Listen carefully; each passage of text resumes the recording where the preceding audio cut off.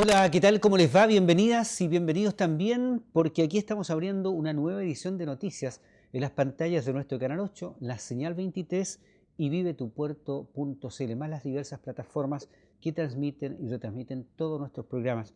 Este canal que funciona en la mañana, en la tarde, en la noche, en la madrugada y principalmente con actores locales de la vida local. Está acompañándonos, agradecemos el tiempo que nos regala en este instante Gabriel Reyes Arriagada, de la Corporación Regional por la Memoria. Hay tarea que hacer al cumplirse los 50 años del golpe de Estado de 1973. Hay una serie de actividades a nivel nacional y también local, hay anuncios que hacer también, hay memoria que compartir. Gabriel, gracias por estar con nosotros. ¿Cómo le va? Muy bien, muy complacido de estar acá con ustedes. Gabriel, cuéntenos acerca de estos actos conmemorativos. Partamos de lo general a lo particular. Se cumplen 50 años de aquel 11 de septiembre del 73 y acá en la zona no va a estar ajena, por cierto, a esta conmemoración.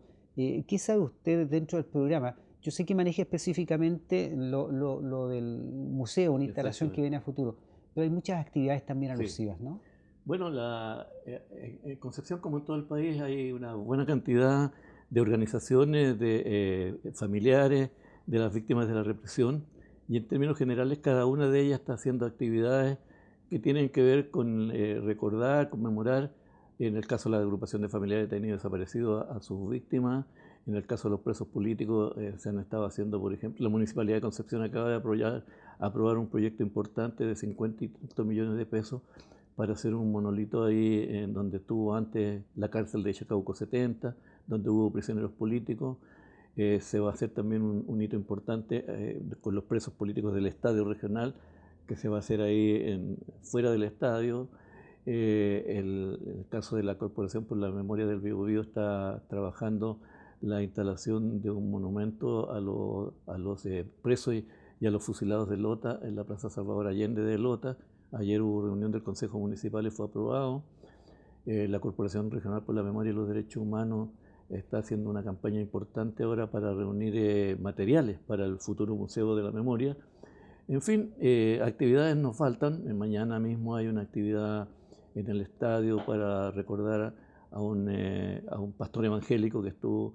un- Además de ser pastor evangélico, era un carabinero de Chihuayante que se negó a torturar y se negó a matar a prisioneros de Chihuayante. Y fue expulsado de su iglesia en su momento y por lo tanto después estuvo preso en el estadio y él hizo un trabajo espiritual importante con los presos del estadio. Y mañana se le va a recordar. Pero en toda la semana y todos los días prácticamente hay actos que están tendientes a recordar y a conmemorar los 50 años del golpe de Estado, porque tenemos exonerados, tenemos presos políticos, tenemos torturados, tenemos los familiares detenidos desaparecidos, tenemos exiliados. Y hoy día se agregan los hijos de, que empiezan a tener un rol también relevante, porque lo que más nos interesa es que esto no se olvide. Gabriel, usted, a ver, viene de esa época, ¿no es cierto? Exactamente. Trae sobre sus espaldas una historia que contar. Para la nueva generación, para quien está viendo en este instante, ¿qué pasó el 4 de septiembre del 70 y qué pasó el 11 de septiembre del 73? Me refiero al momento Sí, en que es eso, elegido presidente Salvador Allende. Allende Sí. y el 73 cuando se quiebra acá la institucionalidad.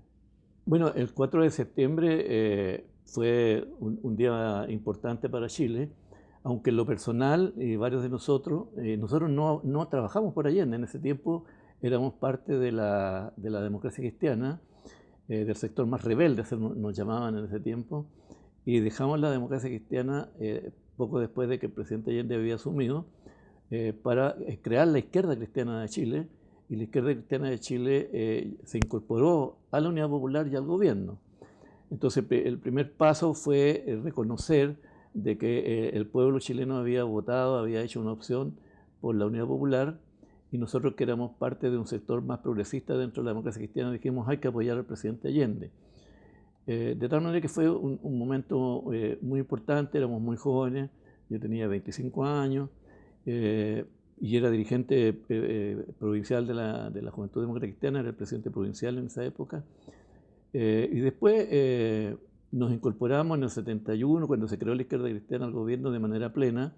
Teníamos en ese momento 2 senadores, que era el senador Agustín Gumucio, Rafael Agustín Gumucio, y el senador de nuestra región aquí, Alberto Jerez Horta, y la izquierda cristiana aportó con 7 diputados para el gobierno del presidente Allende. Y durante todo el periodo, bueno, también hubo un par de ministros de la izquierda cristiana, el ministro Sergio Vitar en la época, Pedro Felipe Ramírez en la época, que fueron parte activa del gobierno. Jackson Chol, que fue ministro después, en el gobierno de Allende fue ministro de Agricultura. Y entonces nosotros apoyamos plenamente a este gobierno, que lo veíamos como un gobierno de cambio y sobre todo que a nosotros nos interesaba mucho un cambio en libertad, un cambio en democracia, sin necesidad de recurrir a las armas como había ocurrido en otros países que aspiraban a construir socialismo. ¿Y qué pasó?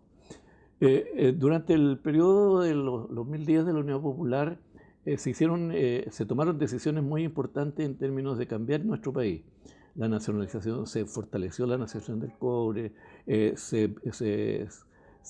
profundizó la reforma agraria, se fortaleció mucho también la organización popular, y todo esto fue creando mucha incertidumbre para los sectores económicos del país, que no les gustaban los cambios que se estaban produciendo. El trabajo que se hizo con los bancos, la banca pasó a ser controlada por el gobierno, los medios de propiedad del Estado empezaron a tener un rol muy relevante. Todo esto no le gustó, por un lado, a la derecha económica, pero tampoco le gustó al gobierno norteamericano. Y comenzaron a haber situaciones complejas, como por ejemplo la creación de un sector de derecha muy ultra, como era la Patria y Libertad, que se dedicó a hacer bastante sabotaje en ese periodo acá en la región, y no solo en la región, sino que en el país. El diario El Mercurio se transformó en un vocero oficial de la derecha política, ya lo era de la derecha económica, pero se transformó en un vocero oficial de la derecha política, con mucha influencia en el país. Siempre el Mercurio ha tenido influencia en el país, y en general la población empezó, en el proceso de cambio que se iniciaba, se empezó a polarizar. ¿Y acá, cuál era el ambiente acá en Concepción, Gabriel, en ese sentido, en las poblaciones, Sí, en los barrios? Hoy día estamos en el año 2023, es otro escenario, sí. pero ¿qué pasaba en ese momento? También se polarizaba la Sí, relación entre los vecinos, entre los sí. ciudadanos, ¿lo advirtió usted Sí, pues también? la polarización no solamente fue en términos generales de la población, cuando uno habla en términos generales de la población, sino que también llegó hasta las familias, pues.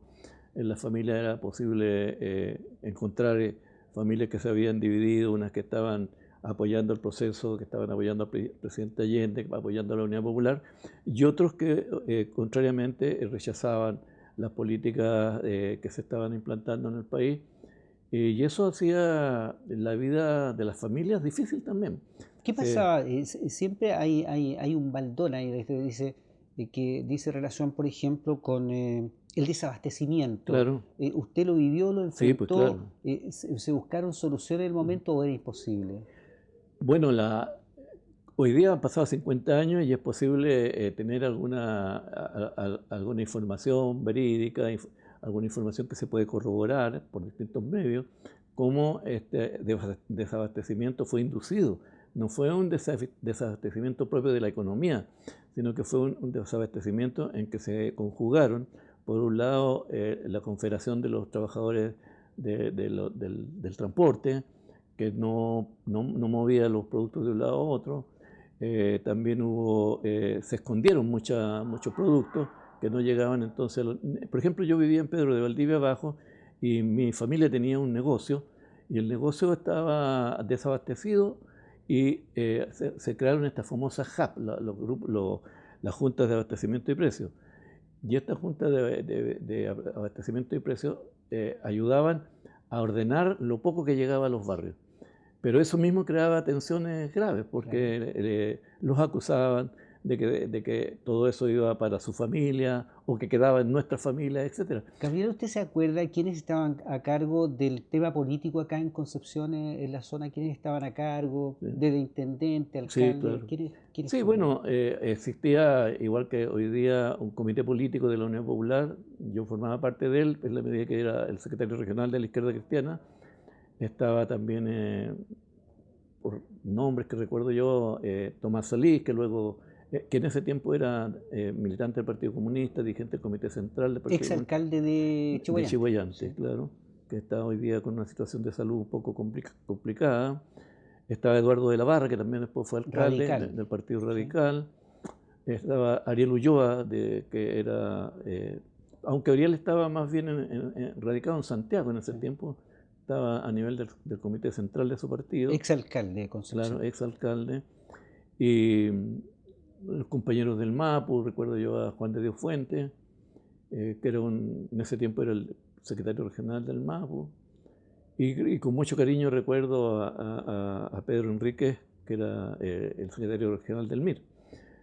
Gente que ya de esos quedamos muy poquitos, pues, quedamos muy pocos. ¿Quién era alcalde de la época, se acuerda acá? En ese momento, ¿O intendente estaba bueno, el Fernando intendente, Álvarez? claro, era Fernando Álvarez Castillo, que fue detenido, estuvo en la isla Quiriquina y luego, producto de la tortura, falleció en la ex cuarta comisaría de Concepción. Ah, mire. Entre otros personajes de la época, que marcaron época también, ¿no? Claro. Bueno, también, bueno, Concepción siempre ha tenido algún peso a nivel nacional y, por ejemplo, en el Partido Socialista, además de Ariel Ulloa, que era parte del Comité Central, estaba también Manuel Rodríguez, que en ese tiempo era diputado de aquí de la región, pero que también era muy cercano al Comité Central, muy cercano al presidente Allende. Y estaban también en el caso de los demás, todos los partidos teníamos una relación directa con nuestro dirigente máximo. Yo mismo mantenía mucha comunicación con Luis Mayra, que fue diputado, era uno de los diputados de la izquierda cristiana, de la democracia cristiana, que salió para incorporarse a la izquierda cristiana y al gobierno. ¿Y qué pasaba con la oposición en esa época acá a nivel local, Gabriel? Bueno, nos manteníamos muy distantes con la oposición. La oposición, yo no recuerdo nombres de la oposición en este momento, pero prácticamente no hablábamos. No. ¿Por qué? Porque la vida cotidiana era de todos los días en la calle. Yo recuerdo yo creo que el último año, yo no recuerdo que no hayan habido manifestaciones en las calles de Concepción para uno u otro lado. Ah, sí. Y no eran manifestaciones de 100, 200 personas, eran manifestaciones masivas. Yo recuerdo que una de las manifestaciones que marcó época fue cuando decidimos, algunos partidos de la Unidad Popular, decidimos hacer una asamblea popular que se hizo en el Teatro Concepción, muy masiva, en que tuvimos algunos problemas con el propio gobierno que no le gustó mucho, porque en el fondo nosotros estábamos pidiendo que se tomaran decisiones más rápido, que el proceso caminara un poco más, que avanzara más, pero el presidente Allende tenía también su propia visión y entendía que había que dialogar con los que a muchos de nosotros no nos gustaba dialogar. Sí. Pero era lo que había que hacer. Cuando pasan 50 años uno dice, bueno, Sí, claro. a lo mejor los equivocados éramos nosotros. Oigan, a lo mejor lo equivocado era, no sé. ¿Y qué cuenta ha sacado a propósito de eso? Bueno, yo creo que efectivamente la izquierda de esa época cometimos errores históricos, como no considerar el liderazgo real que tenía el presidente Allende, que hoy día es de carácter mundial. Yo estuve en el exilio 15 años, me tocó por las mismas tareas del exilio recorrer una enorme cantidad de países y es impresionante ver cómo en el Chile de los años 80, donde uno fuera, había una estatua, había una calle, había una biblioteca, había una escuela que se llamaba Salvador Allende. Y mucha literatura también. Por supuesto, además de eso. ¿Mm? Así que Eso. la marca tiene que ver con que estos impulsos juveniles nuestros, no, al parecer, desde mi punto de vista, y a lo mejor otros compañeros me pueden retar por eso, desde mi punto de vista no fueron los más acertados. Esto de insistir en cambiar muy rápidamente, esto de avanzar sin transar, que era una de las consignas de la época, tal vez no fue lo más adecuado para la época. Gabriela, a usted en lo particular llama la atención lo que está haciendo el gobierno ahora con tanta gente joven. ¿Le trae recuerdos de esa época lo que se está haciendo o el escenario es diametralmente distinto o hay algunos matices? Bueno, el escenario es distinto. A mí me tocó vivir el periodo de inicio del gobierno del presidente Efraín Montalva. Yo, cuando Frei Montalva fue presidente en el año 60, yo tenía 15 años y ese gobierno, el gobierno de la democracia cristiana, el primer gobierno de la democracia cristiana, fue constituido principalmente por gente muy joven. Era un partido que también se había descendido de la derecha y tomaba decisiones ya con tintes más progresistas. Y entonces llenar los cargos de gobierno se hizo con gente muy joven, pero con gente muy joven, con también un liderazgo muy, muy relevante del presidente Frei Montalva. Y el liderazgo de figura muy relevante en general de la democracia cristiana. No hay que olvidar que el presidente Frei, en la primera elección parlamentaria, sacó de los 120 diputados, 120 no me acuerdo, pero sacó más del 60% de los diputados. Aquí en Concepción teníamos 5 diputados, de los 7 o de los 9, no recuerdo. Entonces la juventud de esa época fue una juventud muy consciente, pero con un respaldo popular que yo siento que en la actualidad no se ve tan claramente. El respaldo que tenía la democracia cristiana de esa época, siendo partido único, era impresionante. Donde uno fuera, yo era dirigente estudiantil en esa época y recuerdo perfectamente, no había ningún colegio secundario y en la universidad también donde la democracia cristiana, la juventud democrática cristiana no estuviera presente, ya sea en los máximos niveles de dirigencia o en niveles intermedios, pero con mucha fuerza. Entonces, una característica relevante es la masividad del respaldo y, por otro lado, una relación muy directa del Partido Demócrata Cristiano con sus afiliados en las poblaciones. Recuerdo perfectamente cómo la democracia cristiana de Concepción tenía, por ejemplo, en cada población de nuestra ciudad un núcleo demócrata cristiano. Había en Barrio Norte, había en Agüita la Perdí, había en Pedro de Valdivia Abajo, había en Pedro del Río, había en todas partes. Y entonces eso hacía muy fácil la relación con los regidores de la época. Bueno, hoy día eso está bastante diluido, no es tan fácil para la población, incluso que uno siente que te dicen, no, es que los diputados no vienen nunca para acá, los concejales nunca los vemos, etc. En ese tiempo, yo siendo de Pedro Valdivia, recuerdo perfectamente cómo la gente ubicaba a los liderazgos parlamentarios. Yo no creo que gente de esa época no supiera quién era Manuel Valdés Solar en esa época. Manuel Valdés Solar era un diputado del barrio. Emilio Magnamara, que era consejero, ¿cómo se llama? Regidor de la época, estaba ahí, iba a jugar rayuela con nosotros. Él contribuyó a crear el Deportes Concepción, y el Deportes Concepción nosotros contratábamos una micro allá en Pedro Valdivia, dirigida generalmente por concejales o por diputados. Contratábamos una micro y íbamos a Talca, íbamos a Viña del Mar, donde había que acompañar el Deportes Concepción. Teníamos una filial del Deportes Concepción. Y todo esto estaba muy vinculado con el tema político. Bueno, hoy día eso está absolutamente diluido. O sea, hoy día uno no puede decir que el mundo político tiene una base en la base, ¿no? Que tiene una relación con los sectores populares. Hoy día la relación es de tipo distinto, porque en general antes nos informábamos directamente de lo que pasaba en la política con los personajes en el barrio, en vivo los y en sindicatos. directo. En vivo y directo. En vivo y en directo, exactamente, a eso iba. Y hoy día tengo una anécdota, y un día un compañero nuestro, amigo, necesitábamos para algunas actividades contactarnos con dirigentes del Partido Socialista.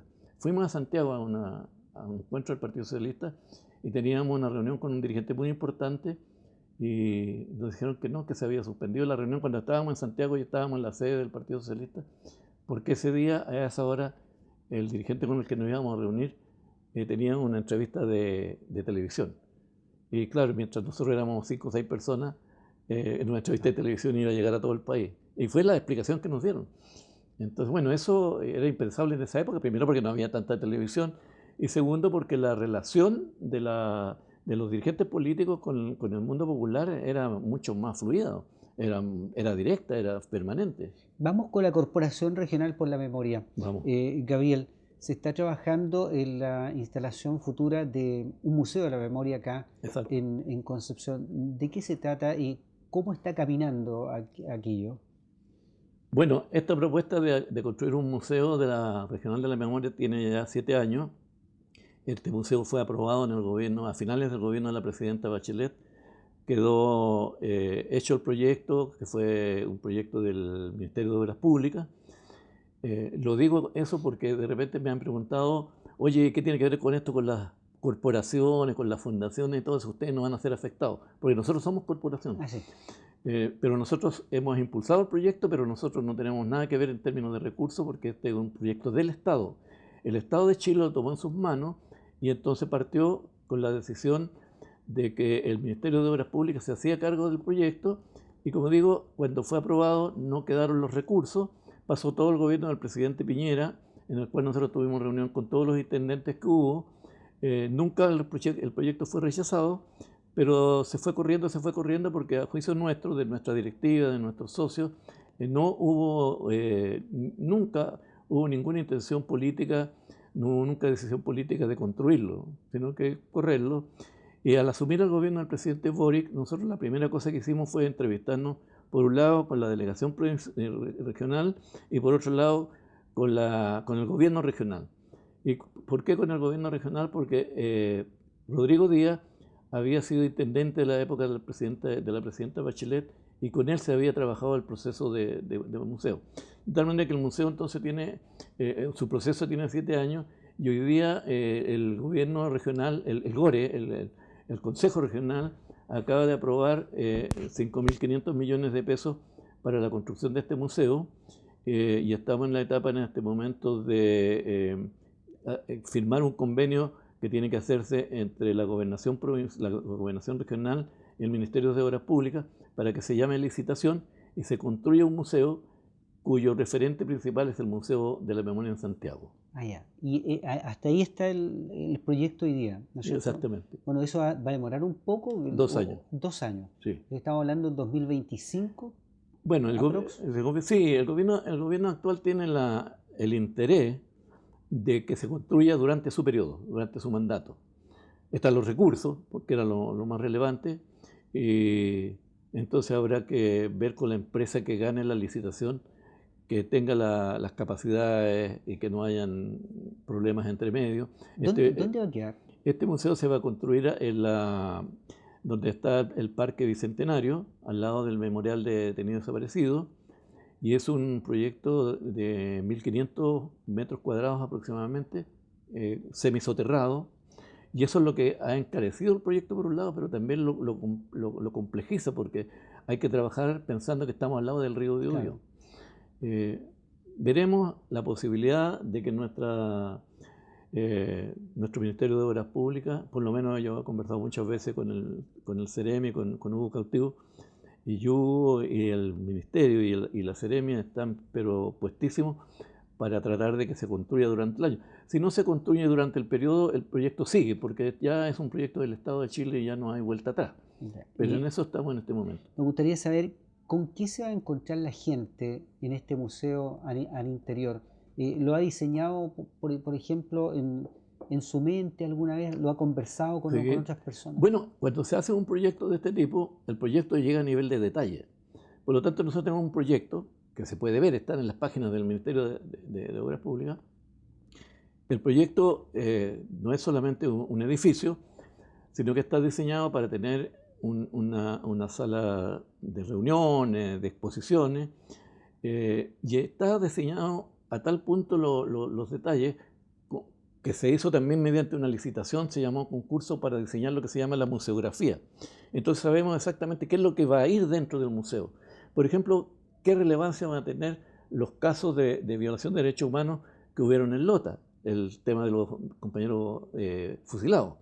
¿Qué relevancia va a tener el caso de los compañeros de Tomé, los compañeros fusilados en Tomé?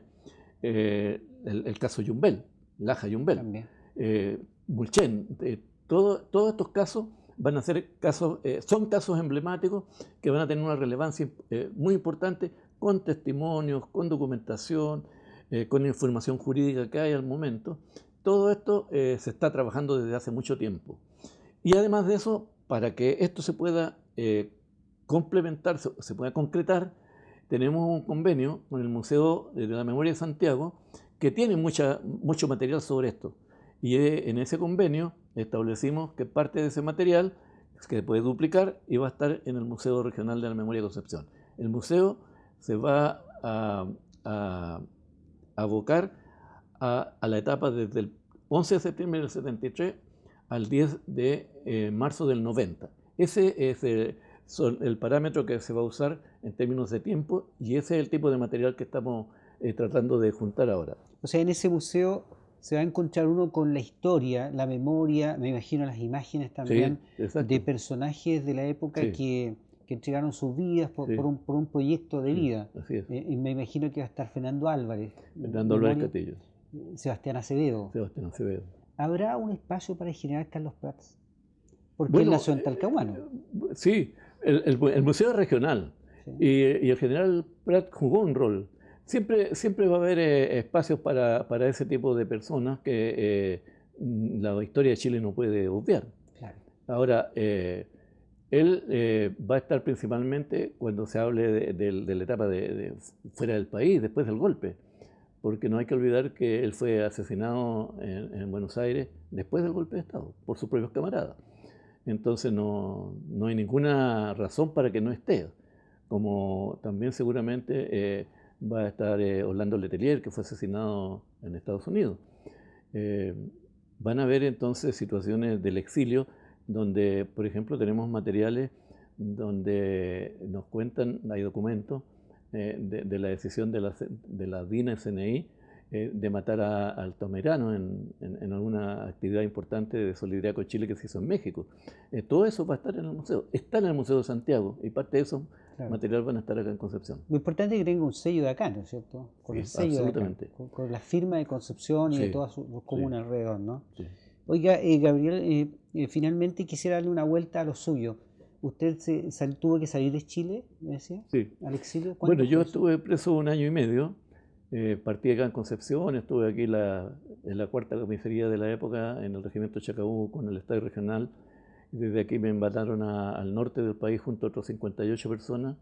Fuimos los primeros desterrados oficialmente. Fuimos a parar a más de 1.200 kilómetros de Concepción a la oficina salitrera de Chacabuco, en la región de Antofagasta. Después de ahí nos mandaron a la quinta región, a otro campo de prisioneros que tenía ahí la Fuerza Aérea, que era, en mi caso, Ritoque, porque había otro que estaba al lado, que era Puchuncaví, que también fueron penquistas. Y después de eso nos mandaron a Tres Álamos en Santiago. Y en Santiago fuimos notificados a través de la prensa de que íbamos a ser expulsados, en un acuerdo que había habido con el gobierno de México. El gobierno de México decidió recibir a 200 prisioneros, entre los que yo estaba, y en el primer vuelo partimos 100 personas con un pasaporte que nos dieron que decía válido solo para salir del país. Y luego después salieron las listas de personas que estaban prohibidas de ingreso al país, que las listas están publicadas en los diarios, hasta en el diario El Sur de Concepción. Por lo tanto no estoy contando nada que no sea verdad, todo es verídico. Y después de eso pasaron estos 15 años, en mi caso en México, y cuando el año 87, 88 ya estaban las manifestaciones en su mayor desarrollo en Chile, ya la dictadura estaba con muchas dificultades para mantenerse, empezaron a aparecer listas de autorización de retorno. Y yo fui autorizado a retornar en la penúltima lista de personas que hizo el gobierno en el año 1988. Fui autorizado a volver y regresé en el año 89 y me incorporé a la Comisión Chilena de Derechos Humanos de Concepción. Gabriel, disculpe si le pregunto algo tan personal. ¿Superó esa etapa? ¿La asumió bien o todavía quedan resabios en su Bueno, memoria? los resabios siempre quedan. Ahora, ¿en qué sentido la hemos superado? Y no hablo solamente por mí, hablo por muchos de mis compañeros. Nosotros hemos superado la etapa, por ejemplo, yo creo que ninguno de nosotros va a hablar de rencor, ninguno de nosotros puede decir, mira, yo con tal persona o con la Fuerza Armada que tenemos, bueno, uno tiene diferencias, naturalmente, pero uno entiende que cada país no puede funcionar, un país no puede funcionar si no tiene, por ejemplo, Fuerzas Armadas. Tiene que tener Fuerza Armada, como tiene que tener Congreso, como tiene que tener Poder Judicial. Que todo eso nos perjudicaron a nosotros. El Poder Judicial nunca aceptó, por ejemplo, nuestros habeas corpus. Nosotros incluso lo hacíamos desde el exterior, pidiendo que nos autorizaran a volver a Chile. Cuando murió mi padre, yo intenté venir a los funerales de mi padre y no me autorizaron a volver. Cuando murió mi abuela, yo estaba en el estadio regional y no me dejaron salir a los funerales. Eso podría significar que uno tiene Rencor. odios, rencores. No los tengo, pero no los olvido. Nosotros no olvidamos todo lo que pasamos. Te cuento así como detalle también. Yo tenía 29 años, 28 años para el golpe de Estado, tenía 2 hijos, que mi hija menor tenía 10 meses y mi hijo tenía 1 año y medio. Yo los volví a ver cuando tenían 3 y 4 años, porque estuve 1 año y medio preso y otro año y tanto en que para que ellos pudieran reunirse con su familia en México, teníamos que tener trabajo.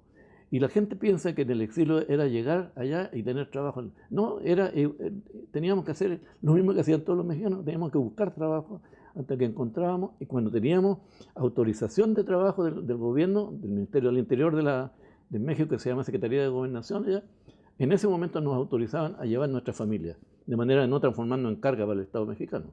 De tal manera que no hay rencor, pero no hay olvido. No hay olvido, y eso cómo lo expresamos nosotros, diciendo aquí y en todas partes, nosotros no queremos que nunca más en Chile se repita lo que pasó en nuestro país en 1973. Nosotros queremos seguir viviendo en paz, queremos seguir viviendo con tranquilidad, queremos seguir viviendo con una sociedad que ojalá algún día se reconcilie. Siempre hemos dicho que esto no es fácil. Es difícil porque todavía quedamos mucha gente de un lado y de otro que le cuesta. A nosotros, a muchos de nosotros, ya no nos cuesta. No nos cuesta entendernos porque hemos avanzado. Parte de las tareas que yo hago en mi condición de expreso político, de dirigente de los derechos humanos, yo participo en las rutas de memoria que hace la Municipalidad de Concepción, que se recorren distintos centros donde ocurrieron hechos acá en la región, y opero como relator. Ahí llegan alumnos de la enseñanza media, pero la mayoría son estudiantes universitarios. Y entonces hay que contar cosas. Lo mismo hago con distintas universidades que nos invitan a conversar de estos temas, y ya nos han estrujado de manera bastante profunda, de tal manera que ya hasta nos cuesta menos. Siempre cuesta un poco de repente hablar de estas cosas, pero hoy día lo hacemos con la certeza de que es importante que lo que tú decías al principio, la gente joven, la gente que mayoritariamente hoy día más del 70%, algunos hablan del 80% de los chilenos, de la población chilena, no vivió el golpe de Estado. O sea, somos 20% que somos de esa época. Entonces, es importante que el 80% de ese, que no vivió el golpe de Estado, conozca lo que pasó en Chile. Y lo conozca, en el caso nuestro, desde nuestra versión. Nosotros fuimos exonerados, nosotros fuimos presos políticos, nosotros fuimos torturados, muchos de nuestros compañeros fueron fusilados, otros fueron hechos desaparecer, y muchos de nosotros fuimos a parar el exilio. Eso no lo queremos nunca más para Chile, para el Chile de hoy, ni para el Chile de mañana. Muchísimas gracias por venir. Gracias. Gracias. Nos ha acompañado Gabriel Reyes Arregada, de la Corporación Regional por la Memoria. En un instante volvemos con las noticias en nuestro Canal 8.